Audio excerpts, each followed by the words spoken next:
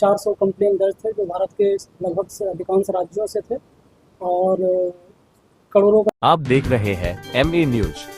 Cyber fraud मामले में पति पत्नी और एक अन्य हो गए गिरफ्तार। नमस्कार, मैं नीरज, आप देख रहे हैं MA न्यूज। दरअसल मामला साइबर थाना का, जहां पर कुछ दिनों से लगातार साइबर थाना को शिकायत मिल रही थी। वहीं नवी नगर में छापामारी कर 3 लोगों को गिरफ्तार किया और उसके पास से ATM कार्ड, लैपटॉप और सिम कार्ड, बहुत सारा सामान बरामद किया और उसकी जांच की गई। तब खुलासा हुआ कि भारत के अन्य राज्यों से करीबन 400 केस साइबर फ्रॉड का दर्ज है और करोड़ों की ठगी हुई है।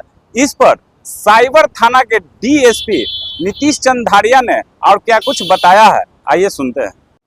देखिए, जैसे साइबर अपराध जिस हिसाब से बढ़ रहा है, SSP पटना सर के निर्देशन में एक अभियान के तहत साइबर अपराधियों पर लगातार प्रहार किया जा रहा है। इसी अभियान के तहत हम लोग जब काम कर रहे थे तो कई दिनों से एक सूचना प्राप्त हो रही थी कि नवनीत नगर, जो मेदिनीनगर थाना क्षेत्र में पड़ता है एक जगह, वहाँ पे कुछ लोगों के द्वारा काफ़ी दिनों से साइबर अपराध का कार्य किया जा रहा है। इसमें CCSE के द्वारा भी तकनीकी अनुसंधान किया जा रहा था, जो संदिग्ध मोबाइल नंबर थे उनके आधार पे। तो नवनीत नगर पे लगातार लोकेशन हम लोगों को मिल रहा था। उसी के आधार पे हम लोग जब वहाँ पे गए तो 3 व्यक्ति हम लोगों को मिले वहाँ पे, जिनके पास से कुछ मोबाइल, ATM और ये मिले थे। जब उन लोगों की मोबाइल और जो ATM और ये सब सिम था, पासबुक था, उनकी जांच की गई तो उस पर करीब 400 कंप्लेन दर्ज थे जो भारत के लगभग से अधिकांश राज्यों से थे और करोड़ों का करीब आप कह सकते हैं कि मामले का फ्रॉड किया जा रहा था। तो वहाँ से जो हम लोग को जब्ती हुआ है, उसमें 3 मोबाइल था, आधार कार्ड 2 था जो दूसरे लोगों के नाम से था, दूसरी जगह के लोग थे, ATM था 3, सिम कार्ड था 5, एक लैपटॉप था। जिनकी गिरफ्तारी हुई है उनका नाम क्रमशः है गौरव राज है, उनकी पत्नी है सपना कुमारी, जो दोनों नालंदा बिहार शरीफ के रहने वाले हैं। एक व्यक्ति हैं निखिल कुमार, जो पटना के कंगड़बाग के रहने वाले हैं। ये लोग साइबर एक ही परिवार से जुड़े हुए हैं क्या सर? अब देखिए, सभी संबंधित ही हैं सभी। जैसे गौरव है, उनकी पत्नी सपना है, और निखिल हैं जो सपना की भाई है। इसमें 2 व्यक्ति हैं जो अभी फिरार चल रहे हैं। और आपको बताएं कि वो दोनों व्यक्ति पटना के 2 अलग अलग कांडों में पिछले साल वो जेल भी यहाँ से जा चुके हैं और इस कांड में भी उनकी संलिप्तता है, वो अभी फिरार चल रहे हैं। साइबर फ्रॉड की घटना को कैसे अंजाम दिया? देखिए, जैसा कि बता रहा हूँ मैं कि करीब 400 कंप्लेन है भारत के सभी राज्यों से है। तो इसमें जो जितने भी तरह के साइबर अपराध के मॉडल्स हैं, सभी तरह का इनके द्वारा किया जाता था। कॉल के माध्यम से लोन दिलाने के नाम पे सोशल मीडिया पर लोग एडवर्टाइज करते थे।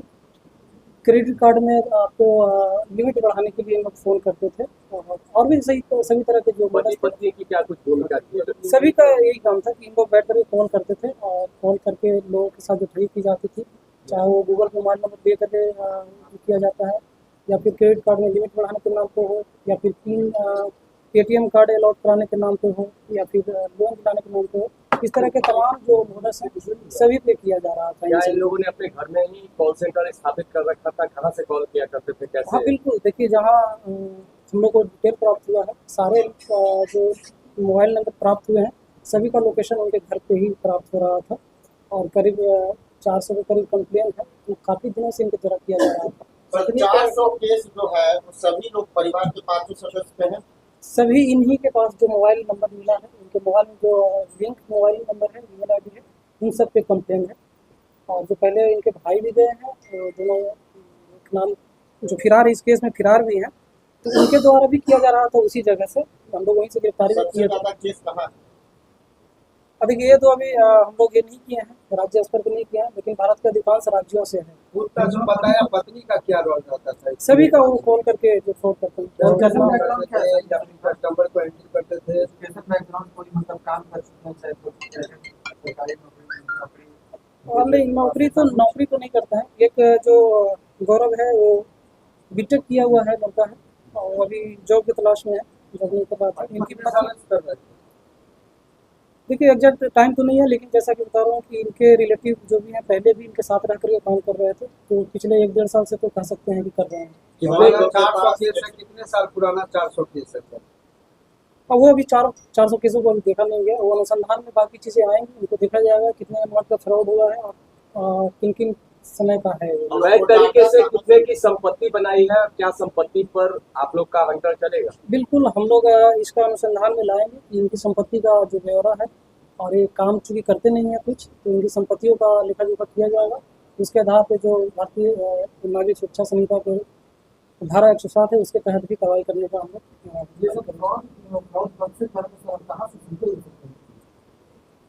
देखिए कहाँ से सीखे ये तो अभी इनके द्वारा कुछ ऐसा नहीं बताया गया है, और काफ़ी दिनों से कर रहे हैं, 2 साल तो कम से कम अनुमान आप लगा सकते हैं, क्योंकि 2 साल पहले का तो रिकॉर्ड ही है हमारे पास, और 400 कंप्लेन है, तो उन सब का रिपोर्ट देखा जाएगा कि कब तक का ये कंप्लेन दर्ज है, उसके आधार पर अनुमान हम लोग लगा सकते हैं। दोनों बीटेक किए हुए बाकी लोग क्या? बाकी पढ़ाई कर रहे हैं, सपना कुमारी भी है, पढ़ाई कर रहे हैं, वो भी है, पढ़ाई कर रहे हैं। अपना मकान या किराया? और ये घर उनका शायद किराए पे रह रहा है, इसमें अभी और डाटा का भी अनुसार हम लोग करेंगे। जो भारत के कई राज्यों से जो कंप्लेन है, उन लोगों से भी संपर्क किया जाएगा, हम लोग उसको अपलोड करेंगे, और बाकी राज्य भी इस कांड में जो अपराधी गिरफ्तार हुए हैं उनको रिमांड करेंगे भारत के सभी राज्यों से। सभी राज्यों में सेम ही कंप्लेन है, मतलब लोन दिलाने का, क्रेडिट कार्ड? नहीं, मॉडल्स तो सभी का अलग अलग, सभी राज्यों के अलग अलग तरीके से कार्य किया जा रहा था, तो उसमें ये जो है मुख्य रूप से इनके द्वारा ये सब किया जा रहा है। करोड़ों का चूना लगाया हो कैसे और बिल्कुल अब 400 कंप्लेन है, तो आप मान सकते हैं कि कई सारे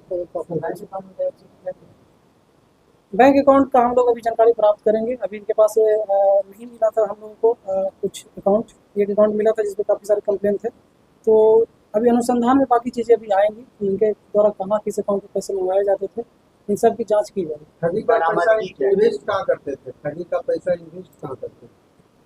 ये अभी जांच जब हम लोग उनकी संपत्तियों और चीज़ों का करेंगे, तो अनुसंधान में बहुत सारी चीज़ें आएंगी, जिसका साझा हम लोग करेंगे आप लोगों से। बरामदगी क्या है? बरामदगी में 3 मोबाइल है, आधार कार्ड 2 था, ATM 3 है, सिम कार्ड 5 था, और लैपटॉप 1। ये मोबाइल चोरी करते हैं?